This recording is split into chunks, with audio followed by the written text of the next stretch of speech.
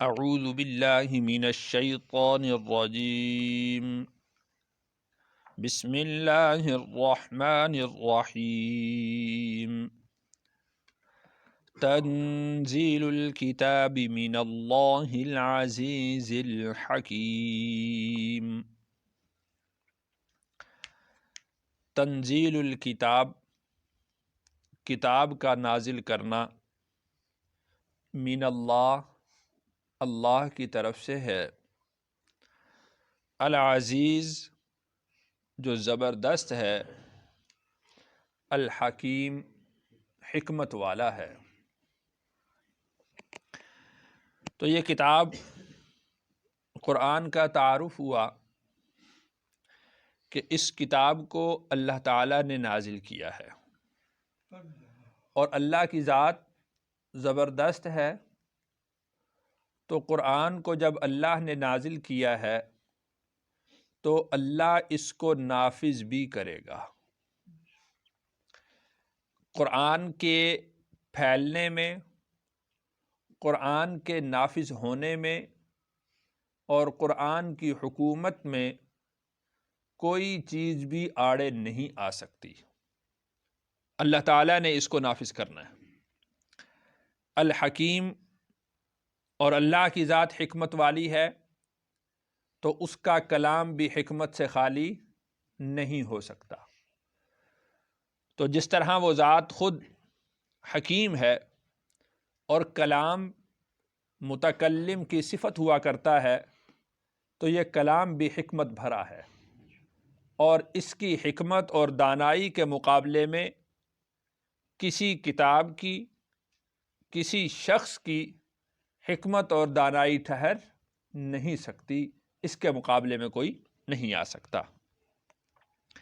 انا انزلنا، بے شک ہم نے نازل کیا، الیک الکتاب، آپ کی طرف کتاب کو، بالحق، حق کے ساتھ، فاعبد اللہ، پس آپ اللہ کی عبادت کیجئے، مخلصاً، خالص کرتے ہوئے، لہ الدین، اس کے لیے بندگی کو۔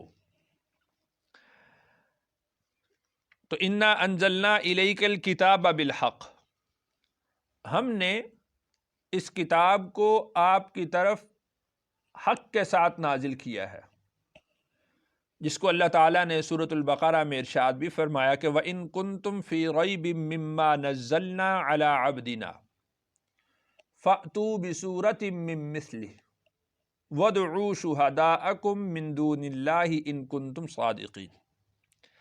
اگر اس کتاب کے ہمارے بندے پر نازل کرنے میں تمہیں کوئی شک ہے، فَأْتُوا بِسُورَةٍ مِّن مِّثْلِهِ، پھر تم اس طرح کی کوئی صورت بنا کر لے آؤ، کوئی الفاظ کو جوڑو، ملاؤ اور کوئی صورت بنا کر لے آؤ۔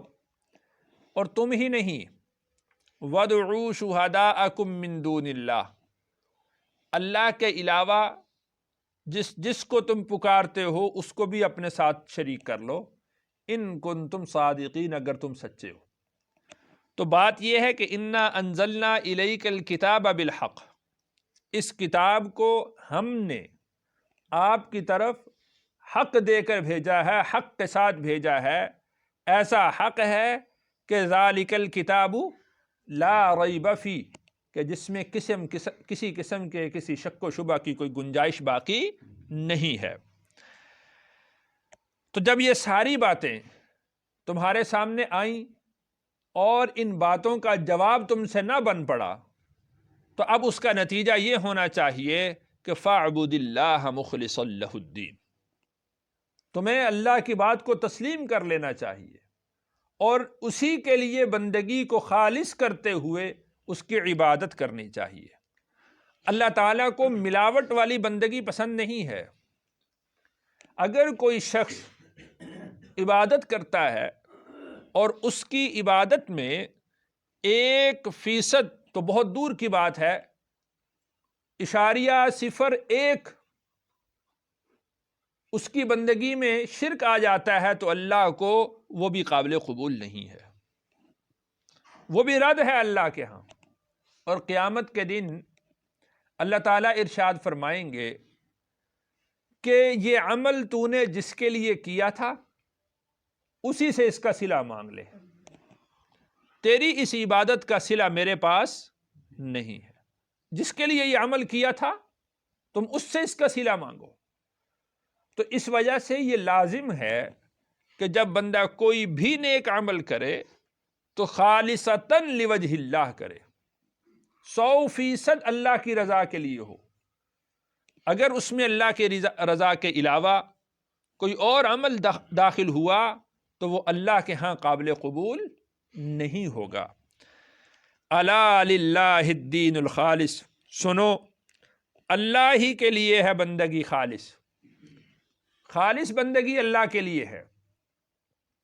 جو اللہ کے علاوہ شریک ٹھہراتے ہیں پھر وہ ایک پر صبر نہیں کرتے، پھر وہ ایک پر ٹھہرتے نہیں ہے، سوائے اللہ کی بندگی کے، کہ جو اللہ کی خالص بندگی کرتے ہیں وہ خالص اللہ کے لیے عبادت کو رکھتے ہیں۔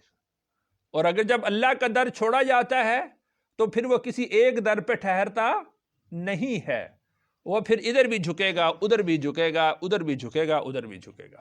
اس کی واضح سی مثال مشرکین مکہ تھے، جب اللہ کے در کو چھوڑا ہے تو 360 کے سامنے جھکے، ایک یعنی اللہ کو چھوڑ کر پھر کسی ایک کے سامنے وہ نہیں جھکتا۔ والذین اتخذوا، اور وہ لوگ جو بناتے ہیں من دونہ اولیاء، اللہ کو چھوڑ کر ولی، ما نعبدہم، وہ کہتے ہیں کہ ہم نہیں عبادت کرتے ان کی، الا لیقربونا، مگر یہ کہ وہ ہمیں قریب کر دیں گے، اللہ، اللہ کے، زلفا، قرب کا درجہ۔ مشرکین سے جب یہ پوچھا جاتا تھا کہ تم ان بتوں کی پوجا کیوں کرتے ہو، تو وہ یہ کہتے تھے کہ ہم ان کی پوجا اس لیے کرتے ہیں کہ یہ خوش ہو کر، یہ بت خوش ہو کر ہمیں اللہ کے قریب کر دیں گے۔ ان کا اللہ کے ہاں بڑا مقام ہے، اور انہوں نے جو مورتیاں بنائی تھیں ان مورتیوں کے پیچھے بھی ان کا نظریہ یہی تھا کہ یہ مورتیاں اللہ کے ولیوں کی ہیں، یہ مورتیاں فرشتوں کی ہیں، اور وہ اللہ کے ولی اور وہ فرشتے چونکہ ان کا اللہ کے ہاں بڑا مقام ہے، اس وجہ سے جب ہم ان کی عبادت کریں گے، ان کو پوجیں گے تو یہ ہمیں بھی اللہ کے قریب کر دیں گے، جس کو اللہ نے واضح الفاظ میں ارشاد فرمایا کہ ما نعبدہم۔ مشرکین کیا کہتے تھے کہ ہم ان کی عبادت نہیں کرتے الا، مگر لیقربونا الی اللہ زلفا، تاکہ یہ ہمارا رتبہ، ہمارا مقام اللہ کے قریب کر دیں۔ وہ بھی مانتے تھے کہ بڑا خدا اللہ ہی ہے، یہ چھوٹے چھوٹے خدا ہیں، یہ ہمیں اللہ کے قریب کر دیتے ہیں۔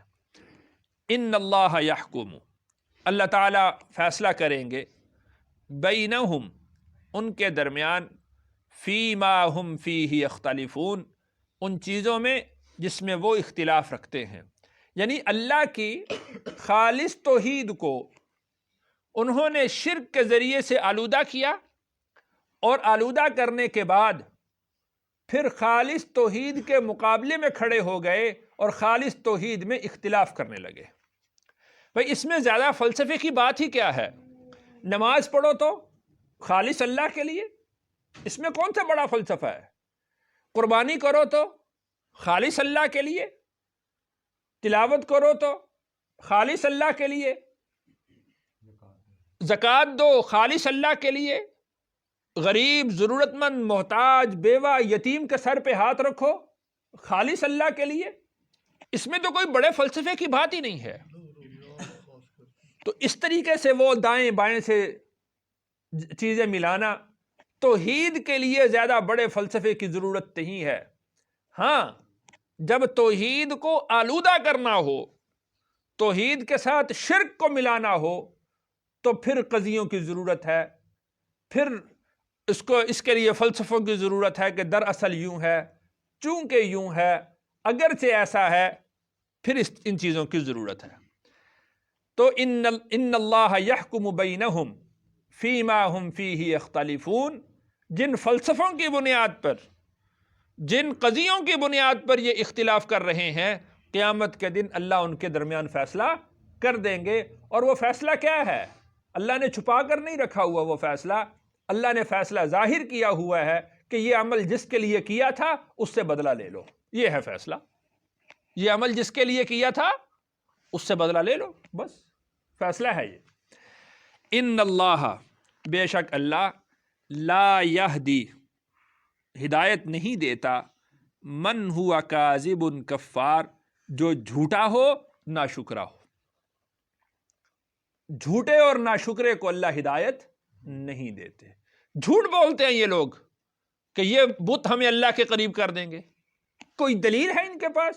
بارہا قرآن نے اس کو ذکر کیا ہے کہ اگر ان کے پاس کوئی عقلی دلیل ہے تو عقلی دلیل پیش کریں، اگر کوئی نقلی دلیل ہے تو نقل پیش کر دیں، کس کتاب سے انہوں نے پڑھا ہے اس کتاب کا حوالہ دے دیں۔